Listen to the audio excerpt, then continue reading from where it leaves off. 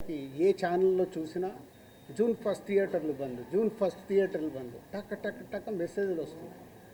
ఏంటయ్యా అని నేను ఛాంబర్కి ఫోన్ చేశాను. ఆ ప్రెసిడెంట్కి సెక్రటరీతో మాట్లాడితే సరిగా వాళ్ళు ఇలా లెటర్ ఇచ్చారు.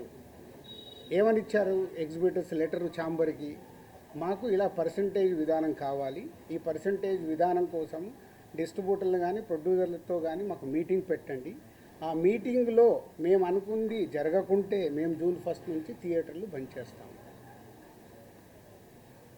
ఇది అక్కడ సారాంశం. కానీ బయటికి ఎలా వచ్చింది? జూన్ 1 నుంచి థియేటర్లు బంద్. వాళ్ళందరికీ మీటింగ్ జరగాలి కదా. ఇప్పుడు ప్రభుత్వంలో మనం ఎన్నో చూస్తాం, స్ట్రైక్లు అంటారు. స్ట్రైక్లు అన్నప్పుడు ఏం చేస్తారు? వాళ్ళకు వీళ్ళకు మీటింగులు జరుగుతాయి, అక్కడ సొల్యూషన్ వెతుకుతారు.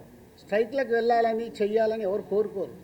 ఇది కూడా అలాంటిదే. కానీ అలా బేస్ లేకుండా జూన్ 1 థియేటర్లు బంద్ అనేది బయటికి స్ప్రెడ్ చేశారు.